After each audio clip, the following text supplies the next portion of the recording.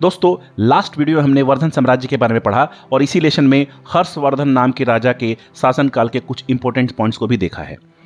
दोस्तों, कोर्स को आगे बढ़ाते हुए अपने अगले लेसन की तरफ बढ़ते हैं, जिसमें हमारा आज का लेसन है चालुक्य।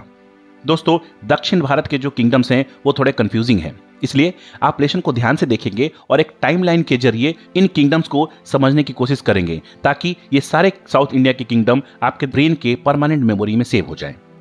चालुक्य जो थे उनके 3 ब्रांचेस हुआ करते थे, जिसमें बादामी चालुक्य सबसे इंपॉर्टेंट थी। इसके अलावा वेंगी चालुक्य और कल्याणी चालुक्य भी थे। बादामी चालुक्य का जो क्षेत्र था वो लोअर महाराष्ट्र और कर्नाटक रीजन में था और इनका शासनकाल 543 से 755 ईस्वी तक रहा। वहीं वेंगी चालुक्य आंध्र प्रदेश, जो भारत की ईस्ट कोस्ट की तरफ पड़ता है, वहां अपना साम्राज्य स्थापित किया, इसलिए इन्हें ईस्टर्न चालुक्य भी कहा जाता है। इनका शासनकाल 624 से 1189 ईस्वी तक रहा। अपर महाराष्ट्र में जहां राष्ट्रकूट शासन किया करते थे, चालुक्यों ने उनको हटाकर वहां अपना साम्राज्य स्थापित किया, जिसे कल्याणी चालुक्य या वेस्टर्न चालुक्य कहा जाता है। इनका शासनकाल 973 ईस्वी से 12वीं शताब्दी तक रहा। बादामी चालुक्य की नींव की बात करें तो बादामी चालुक्य की जो नींव है वो पुलकेशिन प्रथम ने रखी थी, जिसे चालुक्य साम्राज्य का संस्थापक यानी फाउंडर भी कहा जाता है। पुलकेशिन प्रथम ने वतापी नाम का एक शहर बसाया और वहीं अपनी राजधानी भी बनाई। पुलकेशिन प्रथम अश्वमेध यज्ञ किया करते थे और उन्होंने अपने आप को सत्यश्रेया की उपाधि भी दी थी। पुलकेशिन प्रथम के बाद चालुक्य साम्राज्य के सबसे प्रतापी राजा पुलकेशिन द्वितीय 606 ईस्वी में गद्दी पर बैठते हैं। इसका शासनकाल 606 से 642 ईस्वी तक रहा। जब हम हर्षवर्धन के बारे में पढ़ रहे थे तो मैंने बताया था कि जब हर्षवर्धन दक्षिण भारत को जीतने की अभिलाषा से दक्षिण की तरफ रुख करते हैं तो पुलकेशिन द्वितीय नर्मदा नदी के तट पर ही उन्हें रोक देता है। पुलकेशिन द्वितीय और हर्षवर्धन के बीच में एक युद्ध होता है, जिसमें हर्षवर्धन को हार का सामना करना पड़ता है, परंतु पुलकेशिन द्वितीय हर्षवर्धन की वीरता से प्रभावित होकर उसे सकल उत्तर पथेश्वर की उपाधि देता है। फिर पुलकेशिन द्वितीय अपने राजकवि रवि कीर्ति को इस युद्ध के ऊपर एक अभिलेख लिखने को कहते हैं। रवि कीर्ति इस घटना का वर्णन ऐहोल के इंस्क्रिप्शन यानी ऐहोल अभिलेख में करते हैं, जिसमें पुलकेशिन द्वितीय के साथ साथ हर्षवर्धन की भी चर्चा होती है। तो दोस्तों, अगर क्वेश्चन आए कि हर्षवर्धन के युद्ध में हारने की चर्चा किस अभिलेख में या किस इंस्क्रिप्शन में लिखा हुआ है, तो इसका आंसर क्या होगा? दोस्तों, इसका सीधा सा आंसर है ऐहोल इंस्क्रिप्शन या ऐहोल अभिलेख। चलिए अपनी कहानी को आगे बढ़ाते हैं। पल्लव साम्राज्य के राजा नरसिंह वर्मन ममाला बादामी राज्य के ऊपर अटैक कर देते हैं, जिसमें पुलकेशिन द्वितीय की मृत्यु हो जाती है।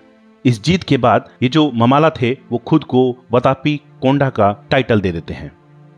अब ये जो नाम में ममाला लगा हुआ है, इसका सीधा सा ताल्लुक पल्लव साम्राज्य से है, जिसका मतलब होता है महाबलीपुरम। दोस्तों, पल्लवों ने ही महाबलीपुरम का स्थापना किया था, जिसे वो ममाला कहते थे।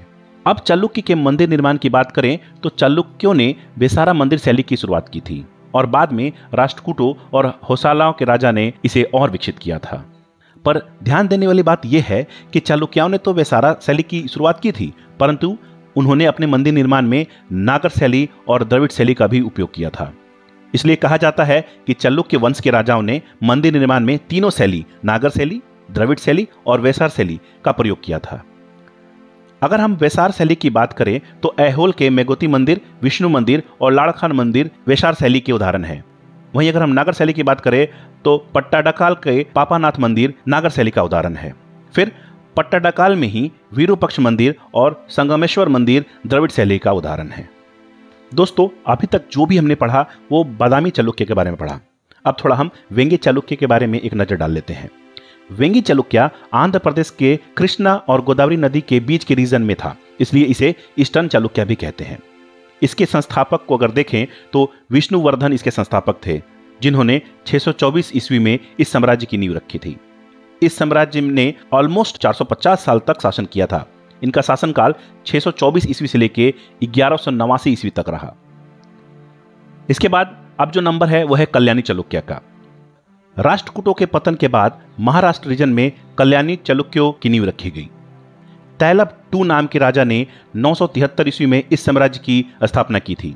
चूंकि राष्ट्रकूट की राजधानी मालखेड़ थी, तो शुरुआत में जो कल्याणी चालुक्य थे उन्होंने अपनी राजधानी भी मालखेड़ में ही रखी थी। फिर बाद में इन्होंने अपनी राजधानी कल्याणी में शिफ्ट कर दी थी। दोस्तों, कल्याणी चालुक्य के जो सबसे प्रतापी राजा थे वो थे विक्रमादित्य छठे। कल्याणी चालुक्य के राज्य दरबार में एक विद्वान हुआ करते थे जिनका नाम था विज्ञानेश्वर। उन्होंने मिताक्षरा नाम की एक पुस्तक लिखी थी जो यज्ञवल्क्य स्मृति का लीगल कमेंट्री था। तो दोस्तों, आज हमने चालुक्य और इसके तीनों ब्रांचेस के बारे में पढ़ा। अगले लेसन में साउथ इंडिया के किंगडम्स के सीरीज को हम आगे बढ़ाएंगे और धीरे धीरे हम मध्यकालीन भारत यानी मिडिवल इंडिया के तरफ एंटर कर जाएंगे। दोस्तों, आपसे रिक्वेस्ट है कि आप इस वीडियो को लाइक करें और इस चैनल को सब्सक्राइब करें ताकि आने वाले जनरल स्टडी के लेसन्स और टेस्ट आप मिस न कर पाएं। Thank you all of you, have a great day.